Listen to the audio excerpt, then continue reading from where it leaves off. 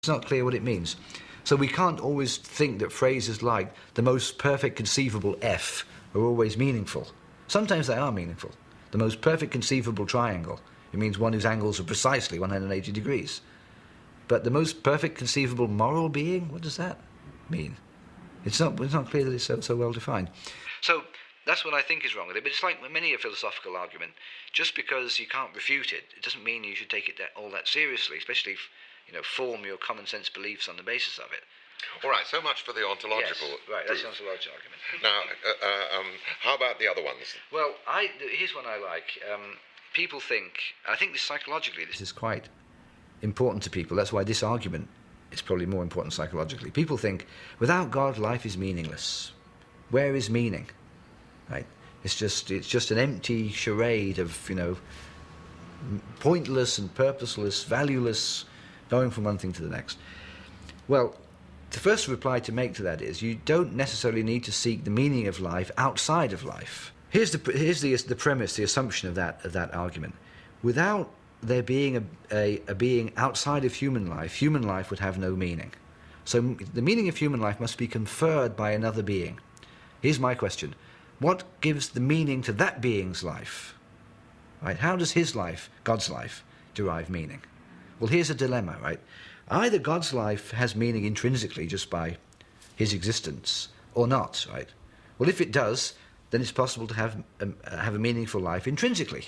So why can't our lives have intrinsic meaning? They don't need to have their meaning conferred by another being. But the religious might want to argue, without even reverting to the ontological proof for the existence of God, that the observable fact that we do have values and meanings is in fact evidence of the fact that something has given the meanings, in the same way that the argument from design says something has given the thing design. Yeah.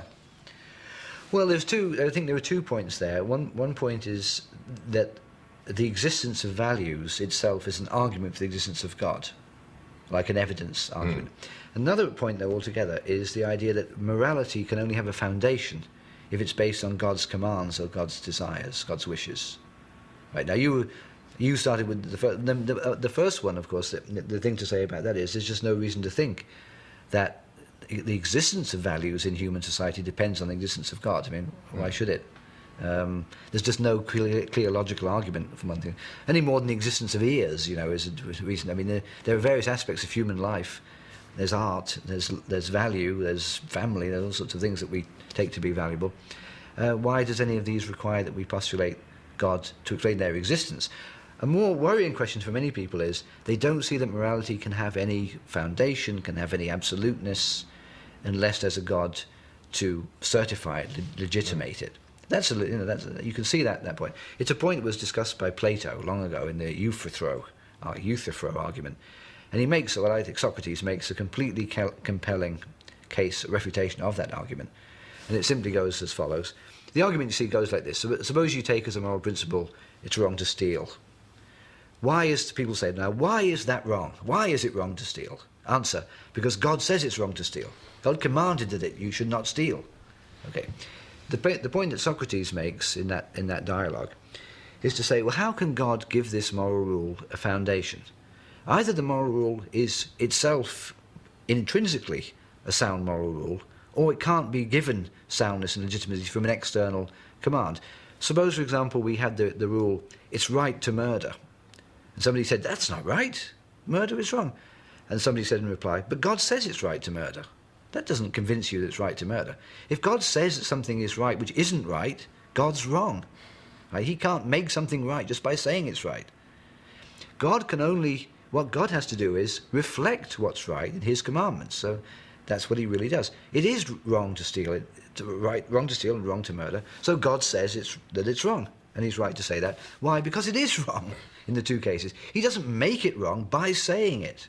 He can't do that. If that was so, we'd have no reason to respect God's morality. In that case, God, as it were, appropriates our spontaneous and indigenous values, which then get, as it were, reflected back upon this hypothetical entity, That's right. which then seems to validate our beliefs. Exactly. So we don't need God to validate our moral beliefs. He couldn't validate them. He only his validations only work in as much as they correspond to what is morally right and is morally wrong. He can't make something be morally right when it's not. It's not. Another way to put it is, it can't be a matter of God's free decision or whim what's right and wrong. People can see that morality is what it is. They know what they ought to do. But human beings are weak. We're weak. We have weakness of the will. We don't always do what we know very well we ought to do. And that is, in most people, produces the phenomenon of guilt. Guilt is a powerful negative force in people's minds. People hate guilt. Right? Guilt is a bad feeling. So you need something to prevent guilt. To prevent guilt, you need something to make you do what you know is right. But since human beings are weak, they don't always do what they know is right. But God gives you an extra motive to do what's right, beyond morality itself. Morality gives you a motive, but it's a motive which is rather fragile, rather, momentary, intermittent, and easily broken. But if you've got the idea of God there, it can sort of give it some more oomph, gives it more power. And then you can do what you know is right more easily, more regularly, and that's perfectly sensible. That's why it's reasonable. It's not unreasonable anyway for an atheist to think that maybe we need God or people need God, because without God they can't do what they know is right. And I don't believe that myself. I think people are not as morally depraved as the religious tradition says. I think most people will do what's right in normal conditions. They won't always, of course, but normally they will. They don't need God. And I think people who sometimes have lived with God as their moral support, their moral whatever it is that they're getting from it, when they cease to believe in God, they feel that it was not as difficult to be moral afterwards as they suspected it might be. And in fact, it was better, because there's a corrupting part to that conception of God, which is the idea that you're doing something good because God will reward you and think well of you. And that's a corrupting idea. It's much better to do what's good because it's good, and only because it's good. That's your only reason for doing it. But the idea you're going to get the warm, fuzzy feeling, oh, God's really pleased with me today, I did this, that's not what morality ought to be about. Having discussed the various arguments that have been offered in favour of the existence of God, I asked Colin to summarise some of the best reasons for not believing. Well, the classic argument against is the problem of evil. This is, even religious people find this one very uncomfortable. So the argument is simply, God is meant to be a being who is all-knowing, all-powerful, and all-good. So how come there is suffering and pain in the world? Right? Why does God allow it? God, obviously, if he's all good, thinks it's bad that this should occur, would rather it didn't occur, right? Like any decent person would rather it didn't occur, and yet he lets it occur. Now, that would be okay if he didn't have the power to change it, but he's meant to be all-powerful. We're told by religious people he intervenes all the time in various ways. So why doesn't he intervene to prevent the death of a child, or the torture of a prisoner? He doesn't do it. So you don't want to conclude from that, well, God is actually quite a bad person. That's a conceivable conclusion you might draw. But what you conclude from it is the combination of these two characteristics is inconsistent. He's all good and he's all powerful. You need all knowing too, of course, because he has to know it's going on. But it's essentially the conflict between being all good and all powerful and the existence of evil. And the standard reply to that, the apologists of religion will give the reply, God created human beings with free will. Now, there's the question, why did he do that, knowing the results were going to be horrific? That was a pretty wicked thing to do, to start with. But let's put that one aside. But the problem with that argument is not all of the suffering in the world comes from the exercise of human will. Much of it comes from natural catastrophes or disease, accidents, all sorts of things can cause tremendous suffering in humans. Somebody's born with a genetic disease. No human being had any role whatsoever in creating that. That comes from nature, God's creation, of course, we're told.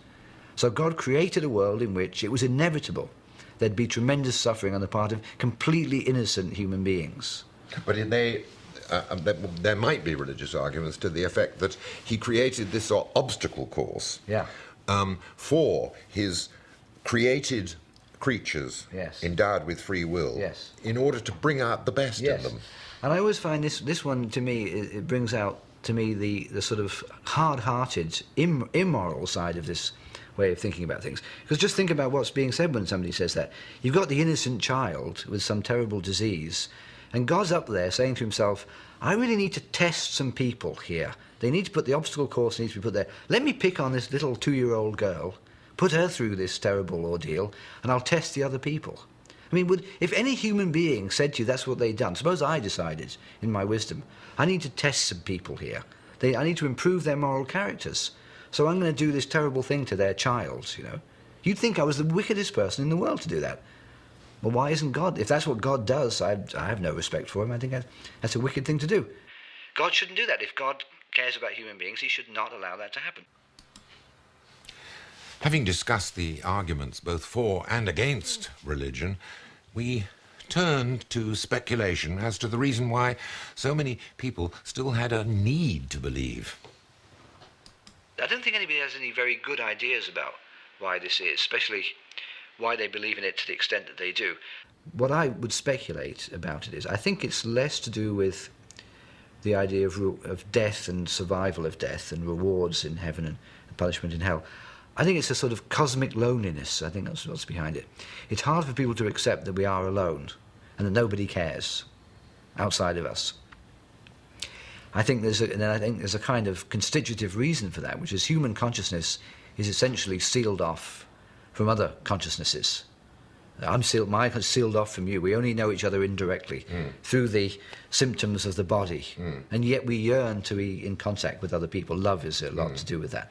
So we have this feeling that we are, as conscious embodied beings, somehow or other lonely in our essence, cut off in our essence. And that's a feeling which we struggle against. And you can see it in literature and so on, dealing with this theme. Frankenstein actually deals with it a lot. So we feel this sort of metaphysical, existential aloneness in the universe. And God is a wonderful antidote to that, because in the case of God, we feel directly comes into our minds, and we're directly in contact with God. So God doesn't know us through our bodies. God knows us intimately in our minds. And that satisfies a deep craving, I think, in the human soul, right, for communion with something outside the self. I'd just like to finish with one thing. Here you are, like myself, reluctant to use the word atheist to describe what we are. It's an accusation rather than, as it were, a conviction. In a country which, in fact, has become more intensely religious, do you find it difficult to uphold such ideas in the America of the 21st century? Let me say something about the first point, the label one has. Yeah, to be called an atheist, it's a negative view, and it suggests that one is a sort of professional atheist. You know, you spend your life arguing against God, which way Russell did. And I think that's a sort of an undignified and rather pointless procedure. Once you've decided there isn't a God, there's not much point in inveighing against it, unless you think huge harm is being done by the belief in God. But nobody spends their time trying to prove to others that the Greek gods don't exist. You just decide that they don't, and that's the end of the story for you. So I like to distinguish atheism from anti-theism. Anti-theism is opposition to theism. I am an anti-theist because I believe that religion is harmful in human life. So I am an anti-theist. I'm not just an atheist who's somebody, my only values are that I don't agree with it. I'm actively opposed to it. But then I distinguish that from what I call post-theism or post-atheism, which is the healthy state of mind where you've put all that behind you. Now, we can't do that yet because there's lots of religion in the world and lots of bad results of it.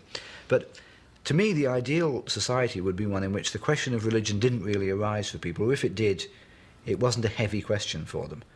They would say to each other, those humans used to believe back there in 2003, some of them believed there was this God and he did this, others didn't, and they did TV programs about why they didn't.